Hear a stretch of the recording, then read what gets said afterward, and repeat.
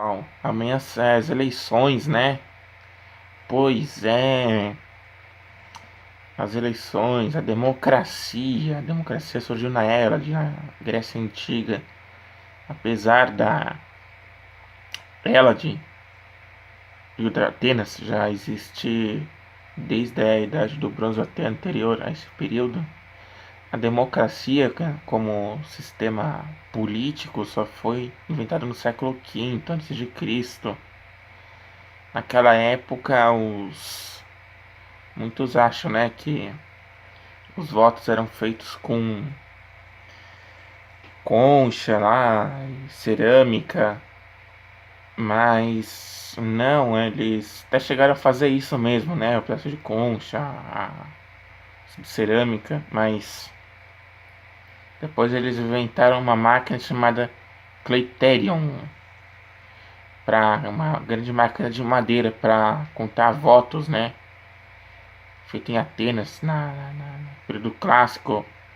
Naquela época eles se organizavam, né, cidades em polis, que em grego significa literalmente cidade.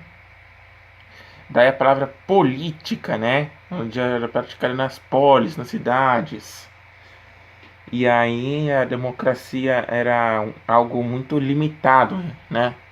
Poucos eram cidadãos que realmente participavam. Homens acima de 21 anos, filhos legítimos de pais atenienses com ascendência jônica, né? Então, de uma população de, sei lá, de 450 mil indivíduos, apenas 45 mil votavam, né? Aí, depois veio a Roma Antiga lá os latinos surgiram na Itália, né?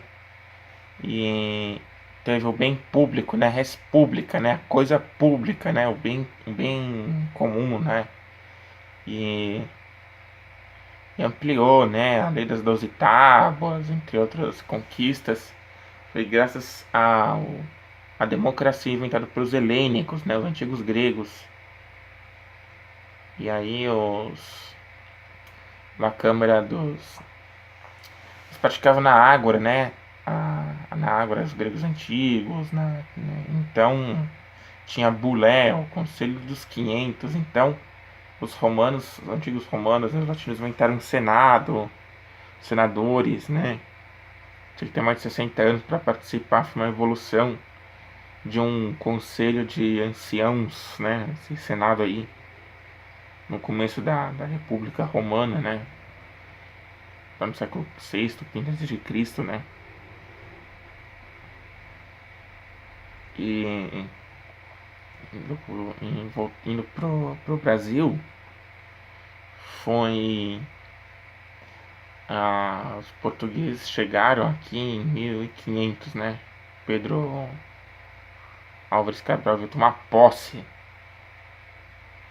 né, para a coroa portuguesa em 1500, né, 22 de abril de 1500, e eles ficaram somente 10 dias. Então, de 1500 a 1530 é chamado de período pré-colonial, né, ou seja, antes de colonizarem. E aqui eles só pegavam madeira e ao Brasil, né, e levavam, né. Em 1530 temos o início colonial, né, do Brasil colonial, que é até 1822. A primeira As eleições foram registradas em nosso território, no território brasileiro, é datada de 1532 em São Vicente, né? Então, só que somente ia realizar-se eleições mesmo, de fato, a partir de 1822, né? Em 1823, teve lá a história do voto censitário, a Constituição lá da Mandioca, que eu já falei num vídeo aqui sobre as histórias das eleições aqui no Brasil. E em 1923, né, o Dom Pedro II não gostou, né, porque ia limitar, deixar uma figura representativa. E esse voto censitário, a pessoa era porque, que era um fazendeiro, como se fosse um latifundiário, tinha que ter 150 alqueires de mandioca para votar nesse lugar, tá? Aí, né? Então ninguém tinha 150 alqueires, né? Era todo mundo. Então isso limitava, restringia muito, né? Os votantes. Em 1824 teve a Constituição outorgada, ou Carta outorgada, né? Imposta aí pelo Pedro I. E somente nessa época aí, mulheres, negros, sei lá, não participavam, né? Que nem na Grécia Antiga, as crianças também não participavam, então era algo bem restrito, né? Não era todo mundo. Aí teve em 1889, 15 de novembro de 1889, é derrubado o governo de Pedro II e dá início na Era da República Velha, que vai até 1930, né? E o Getúlio, claro, né? A gente sabe a história do Getúlio, né? Um ditador aqui do Piniquim. Ele fechou o Congresso, fechou um monte de prédio governamental, então meio que as eleições foram suspensas, né? Aí voltou e teve a ditadura depois, né? O fim das liberdades. Eu cometi um erro no outro vídeo, né? Eu falei que era o DN, não. Os dois partidos eram o Arena, Aliança Nacional Renovadora, e o MDB, Movimento Democrático Brasileiro, os dois únicos partidos, né, que tinham, né, para dar um ar de democracia, né? Mas claro que era ditadura, assim como o Getúlio foi, né, um ditador. Então, e agora já são com essa a sétima eleição, né? Já foram 7, né, por exemplo, e a gente, nós não somos muito educados, né, nas escolas, essas coisas, para entender sobre a política, que é algo que não se discute, mas deve se discutir porque o povo brasileiro, né, é analfabeto político, né. E é interessante falar isso, né, as eleições. Eu sei que não tem muitos candidatos para serem votados,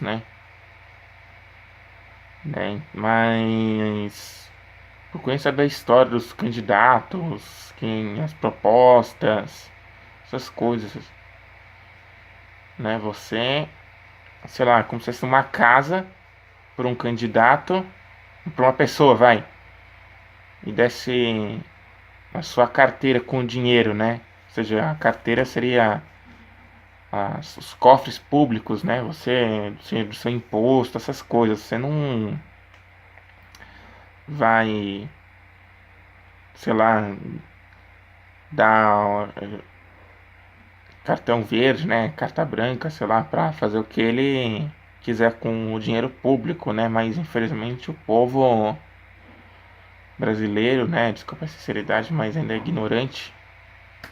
Não é culpa, né? Tô falando que é culpa, é que nossos governantes também fazem, infelizmente criam essa situação, mas é interessante as pessoas poderem aprender sobre a história do seu país e ver como no século XX praticamente com essas ditaduras do Vargas, do